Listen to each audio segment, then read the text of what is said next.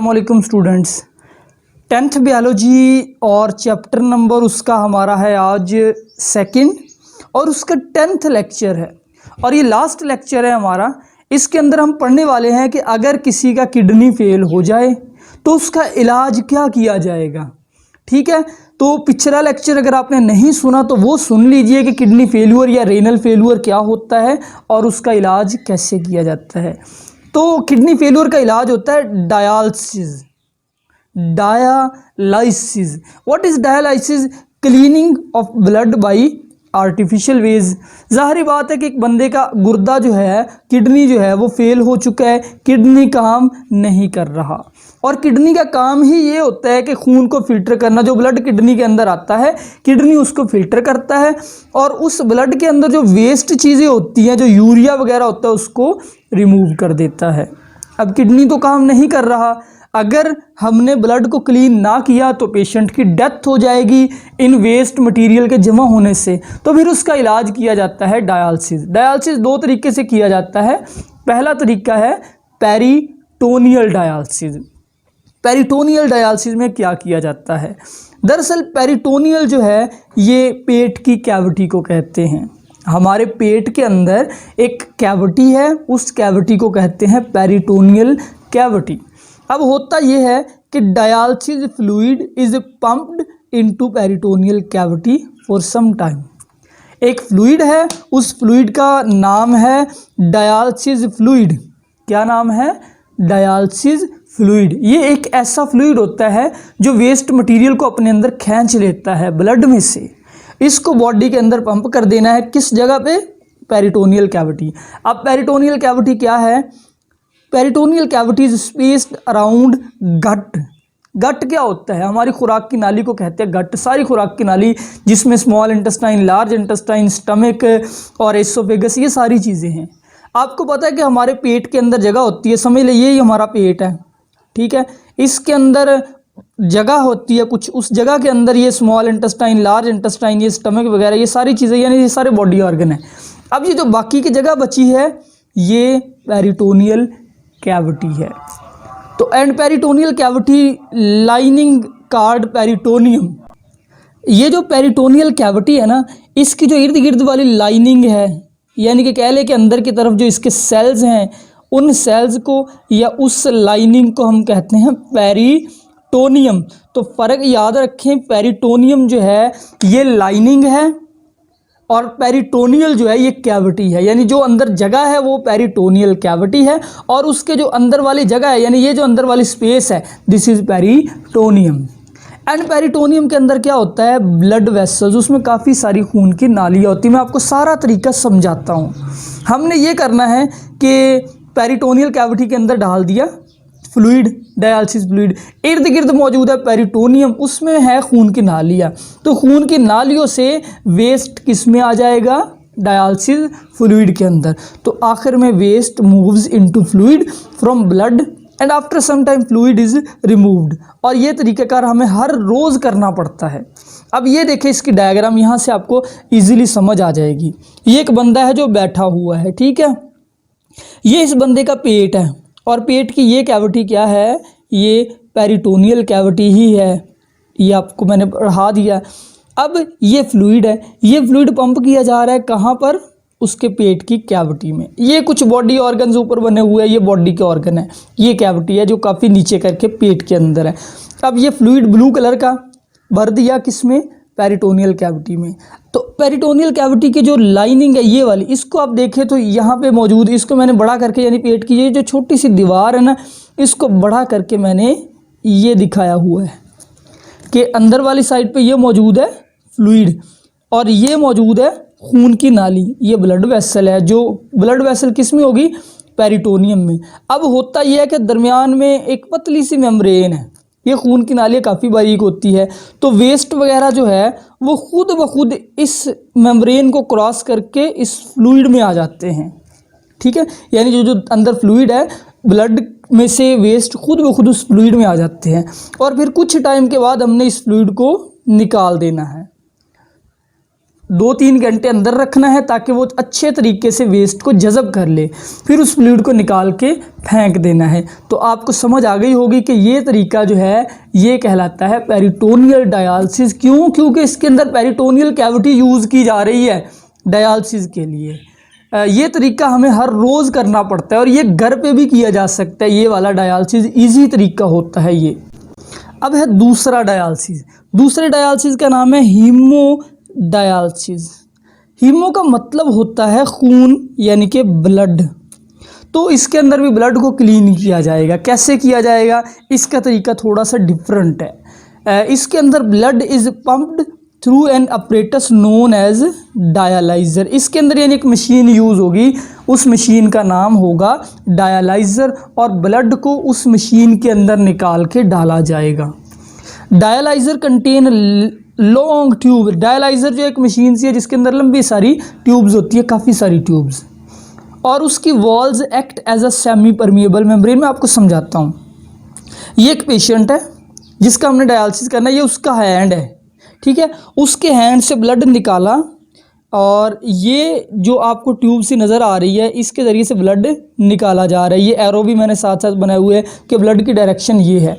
अब ये मशीन जो है इस मशीन का नाम है बेटा डायलाइज़र। ये मशीन डायलाइज़र। अब ब्लड आ गया इसमें। तो बेसिकली आप समझें कि ये जो ऊपर वाली ट्यूब है यहाँ पे मौजूद है ब्लड, ठीक है। अब ब्लड इस मशीन के अंदर काफ़ी सारा रोटेट करता है, यानी यहाँ से ये ब्लड आता है यहाँ पे, फिर यहाँ से एक लाइन छोड़ के अगली में, फिर वहाँ से नेक्स्ट के अंदर, और आखिर फिर यहाँ से दोबारा क्लीन हो जाता है। इसको दोबारा से बॉडी के अंदर लगा दिया जाता है। यानी एक तरफ से ब्लड निकाला जा रहा है, मशीन के अंदर आ रहा है, फिर क्लीन हो रहा है ब्लड, फिर दूसरी तरफ से ब्लड जिस्म के अंदर लगा दिया जाता है एक वेन के ज़रिए। अब इस मशीन के अंदर क्या है? इस मशीन के अंदर काफ़ी सारी ट्यूब्स है और आपको ये नीचे एक फ्लूइड सा भी नज़र आ रहा होगा, ये वाला फ्लूइड। इस फ्लूइड को कहते हैं, ये वही फ्लूइड है डायलाइज़र फ्लूइड। ये फ्लूइड यहाँ से दाखिल होता है इस मशीन में। अब देखें इसके अंदर काफ़ी सारी ट्यूब है, तो एक ट्यूब के अंदर ब्लड होगा, दूसरी ट्यूब के अंदर ये वाला फ्लूइड होगा। यानी ये फ्लूइड इस ट्यूब में है, इसमें है और फिर इसमें है। तो यानी एक डायग्राम और बनाते हैं। ये एक ट्यूब है जिसमें फ्लूइड है, ठीक है, और ये दूसरी ट्यूब है जिसके अंदर ब्लड मौजूद है। अब इन दोनों के दरमियान में ये मेम्ब्रेन जो है ये बड़ी पतली मेम्ब्रेन है, ये सेमी परमिएबल है। ये मैंने बताया कि इसकी जो वॉल है वो act as a semi permeable membrane. अब सेमी परमिएबल मेम्ब्रेन ऐसी मेम्ब्रेन को कहते हैं जिसमें से कुछ चीज़ें गुजर जाए, कुछ नहीं। अब समझे ब्लड जो है वो इस डायरेक्शन में जा रहा है, तो इसका जो फ्लूइड है वो दूसरी डायरेक्शन में जा रहा होगा, अपोजिट डायरेक्शन में। अब होना ये है कि ब्लड में से वेस्ट वगैरह खुद ब खुद निकल के फ्लूइड में आ जाने हैं। हर खाने में यही होता है कि ब्लड जो है ये ब्लड के साथ साथ ही फ्लूइड ट्रैवल कर रहा है, लेकिन अपोजिट डायरेक्शन में। यानी ब्लड की यहाँ पे डायरेक्शन ये है तो इस फ्लूइड की डायरेक्शन ये होगी। ब्लड इधर जा रहा है तो फ्लूइड दूसरी तरफ। अब फ्लूइड भी साथ साथ ब्लड के घूमता है और फ्लूइड जो है वो यहाँ से फिर आखिरी खाने से निकल के वापस इधर आ जाता है और इसको डाल दिया जाता है इस खाने में। यानी यहाँ से ये फ्लूइड नीचे गिरता है। अब जितने भी वेस्ट वगैरह होंगे ब्लड में उसको ये फ्लूइड लेके आ चुका है, तो ये अनयूज्ड फ्लूइड है इधर से, यानी इस्तेमाल होता है और इधर इस्तेमाल होने के बाद यहाँ पे गिरता रहता है। यानी ये जो फ्लूइड गिर रहा है इसके अंदर काफ़ी सारे वेस्ट्स भी होंगे। तो ये तरीक़ेकार हीमोडायलिसिस है। यानी इसके अंदर blood and fluid moves side by side in different tube. दो ट्यूब्स है, एक के अंदर ब्लड ट्रैवल कर रहा है, दूसरे के अंदर अपोजिट साइड में फ्लूइड ट्रैवल कर रहा है। Fluid take waste from blood, ये ब्लड से वेस्ट ले लेता है। और ये तरीक़ेकार जो ये सिर्फ डायलिसिस सेंटर्स में होता है, घर पे ये तरीका नहीं किया जा सकता क्योंकि ये मशीन काफ़ी महंगी होती है। और ये तरीका 2 और 3 टाइम्स पर वीक, ये तरीका एक हफ्ते में 2 या 3 बार करना पड़ता है। जबकि जो पिछला डायलिसिस था वो मैंने आपको बताया पेरिटोनियल डायलिसिस रोज़ ही करना पड़ता है। ये एक टेम्परेरी मेजर है। देखें कि एक जो है वो हफ्ते में 2 बार करना पड़ता है, एक हफ्ते में 7 बार करना पड़ता है। तो ये कोई परमानेंट इलाज नहीं है डायलिसिस, ये एक टेम्परेरी इलाज है। तो फिर परमानेंट इलाज क्या होगा? परमानेंट इलाज होगा किडनी ट्रांसप्लांट यानी गुर्दा ही बदल देना। तो अगर किसी का गुर्दा मुकम्मल फेल हो जाए, मुकम्मल फेल होने को हम कहते हैं एंड स्टेज रेनल फेल्यूर, कि ठीक होने के कोई चांसेस नहीं है, तब किडनी ट्रांसप्लांट हमें करना ही पड़ता है। इसलिए डायलिसिस इज़ टेम्परेरी, डायलिसिस एक टेम्परेरी इलाज है एंड अनप्लीजेंट भी है, यानी उसके एक तो ख़र्चा काफ़ी ज़्यादा होता है, हर बार करवाने का ख़र्चा अलग, फिर घर वालों के लिए अलग से परेशानी, पेशेंट को अलग से तकलीफ़ होगी। तो इसलिए फिर सही इलाज ये है कि replacement of patient damaged kidney with donors healthy kidney. Donor कहते हो किसी और जो देने वाला हो किडनी, यानी किसी और की किडनी लगा दिया जाता है उस पेशेंट के अंदर।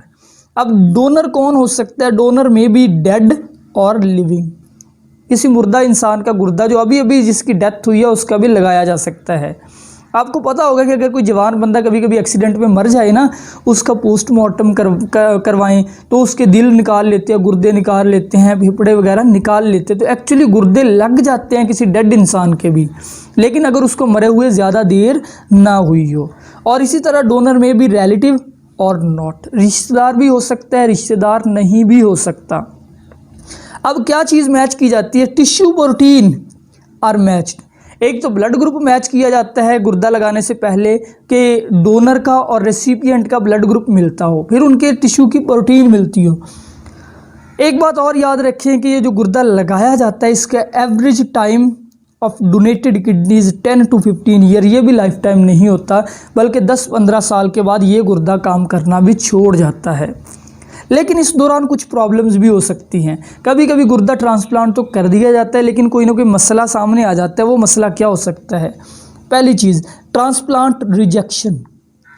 हमारी बॉडी किसी भी फॉरेन चीज़ को जल्दी एक्सेप्ट नहीं करती, तो अगर गुर्दा लगा दिया जाए इंसान के अंदर किसी दूसरे इंसान का, तो कभी कभी हमारा इम्यून सिस्टम उसको रिजेक्ट कर देता है और इस वजह से फिर इन्फेक्शन भी हो सकता है, यानी वो गुर्दा गलना सड़ना शुरू हो गया, बॉडी के अंदर जहर फैलना शुरू हो गया, इवन डेथ हो सकती है अगर कोई गैर तजर्बेकार बंदा ये काम करे।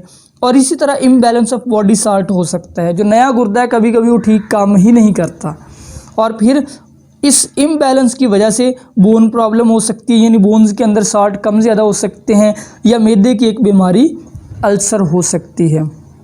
तो बच्चों ये था आज का लेक्चर और चैप्टर 2 होम्योस्टेसिस कंप्लीट हो गया। इसके सारे शॉर्ट और लॉन्ग क्वेश्चन जो है वो मैं आपको साथ साथ टॉपिक में बताता भी रहा हूँ। इसके ऊपर मैं एक और वीडियो भी बना दूंगा कि कौन कौन से लॉन्ग और कौन कौन से शॉर्ट क्वेश्चन इस टॉपिक में से, इस चैप्टर में से बनते हैं। अगर कोई आपके माइंड में क्वेश्चन है तो वो आप मुझसे कमेंट में पूछ सकते हैं, हर एक को उसके कमेंट का जवाब मिल जाएगा। अल्लाह हाफिज़।